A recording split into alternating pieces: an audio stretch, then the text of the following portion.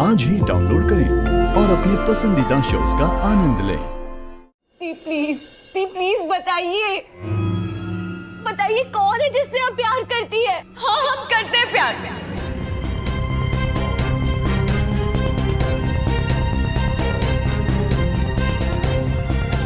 लेकिन वो हमसे प्यार नहीं करता है।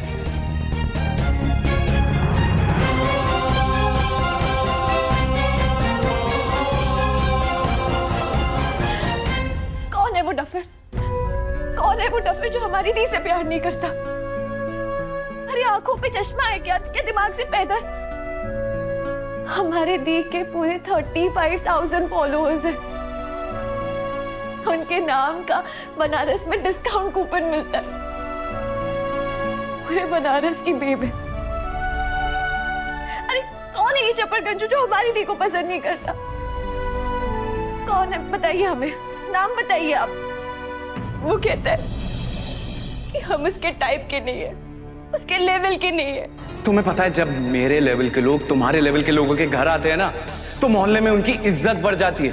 और तुम लोगों की इतनी हिम्मत कि मेरी बेइज्जती कर रहे थे। मेरी बेब नहीं है, हम बहन जी है, बहन जी। बनारस की एक छोटी सी फैमिली की बेटी। तुम जैसे लो स्टैंडर्ड लोगों को मैं अपने घर में नौकरी भी नहीं देता हूं। Get lost. और वो कोई चपड़गंजू नहीं है, वो तो डॉक्टर है। बनारस की सबसे बड़े खानदान का बेटा। मैं एक बहुत ही रेप्यूटेड फैमिली से आता हूँ, कश्यप फैमिली।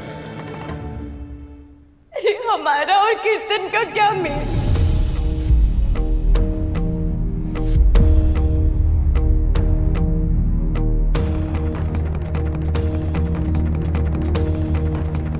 कीर्तन डॉक्टर शिव का भाई? हाँ, मुझे याद है जब तेरी स्कॉलरशिप के लिए हम ट्रस्ट के ऑफिस जाने वाले थे, तब तू हमें उस प्याऊ पे छोड़ के गई थी। तब वो हमारे पास आया और उसने हमें प्रपोज किया था। मैं पर्सनली आपसे ये कहने आया कि आप बहुत ज्यादा सुंदर हैं। I like you. उसी ने हमें अप्रोच किया था, यहाँ तक कि वो घर तक भी आया था और तो और हमारे लिए फूल भी लाया था। फिर पता नहीं अचानक से अजीब अजीब सी बातें कहने लगा। गरीब, लो स्टैंडर्ड, कैरेक्टरलेस, शेमलेस, पता नहीं क्या क्या। और फिर ये भी कहा कि हम कभी दोबारा से उसे फोन ना करें। देखो, मैं तुम्हें आखिरी बार समझा रहा हूँ, फाइनल वार्निंग दे रहा हूँ। मुझसे दूर रहना और अपने फोन से मेरा नंबर और दिमाग से मेरी शक्ल डिलीट कर देना।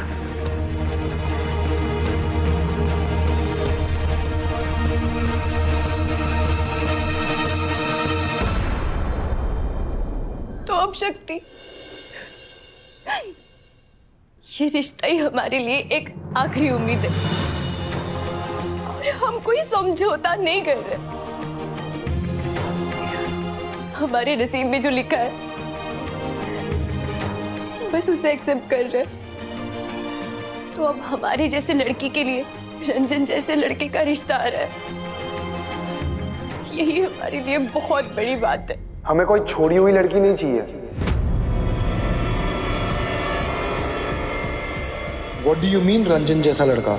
तुम्हारे लिए तो मैं बहुत अच्छा हूँ, समझी ना?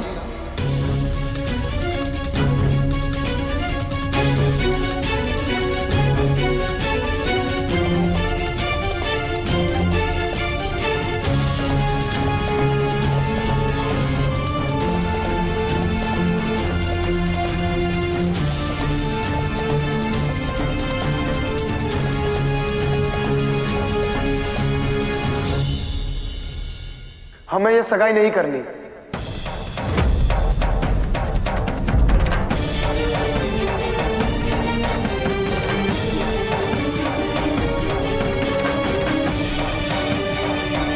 हे भगवान,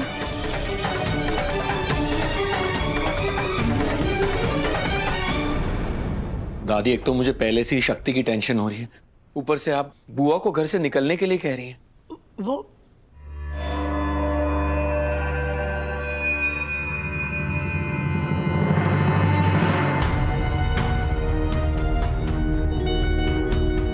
नंदू, तू तू ये बैग लेकर कहाँ जा रहा है?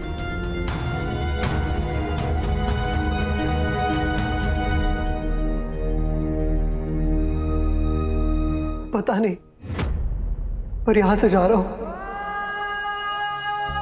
बस आपको और नानी को बाय बोलने आया था भैया।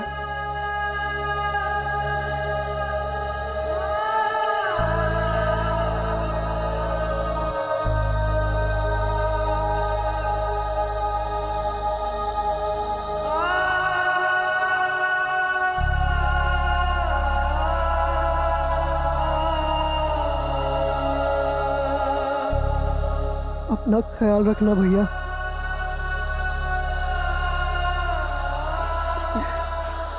तू कहीं नहीं जा रहा है। भैया, जो भी हो रहा है वो सही हो रहा है। मम्मी ने जो भी किया उसे माफ नहीं किया जा सकता भैया। उन्होंने आपको दुख पहुंचाया है। एक बार भी नहीं सोचा कि आपका सपना, आपका हॉस्पिटल आपसे छीन सकता था। और इसलिए हमें यहां से जाना चाहिए भैया।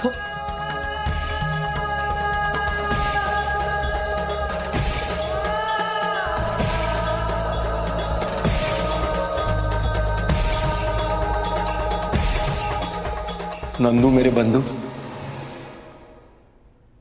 बंधु का मतलब समझता है तू?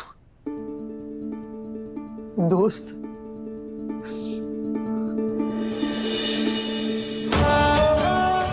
सिर्फ दोस्त नहीं, भाई। तू चला जाएगा तो मेरा क्या होगा? तू ही तो मेरा सुख दुख का साथी है, मेरी दाई माँ है, मेरा सेफ कॉर्नर। नहीं, नो, शिव नंदू से अलग नहीं हो सकता। दुनिया ने मुझे बहुत अकेला फील कर रहा था, अकेला छोड़ दिया था, लेकिन मुझे कभी अकेला फील नहीं हुआ, क्योंकि तू हमेशा मेरे साथ रहता था, तेरी स्टूपिड सी स्माइल लिए हुए। पर वो स्माइल देखकर मेरे चेहरे पर भी स्टूपिड सी स्माइल आ जाती है। कभी अपने खाने का ध्यान नहीं रखा, क्योंकि मुझे पता था मेरा नंदू सोए सोए पे मुझे खिला देगा। कभी अपनी दवाई का ध्यान नहीं रखा, क्योंकि मुझे पता था कि नंदू वो दवाई मेरे सिस्टम में पहुंचा देगा। मेरी जिंदगी बड़ी मुश्किल है नंदू, तू होता है तो आसान लगती है, चला जाएगा तो फिर से मुश्किल लगने लगेगी। अच्छा प्लीज। I'm sorry भैया।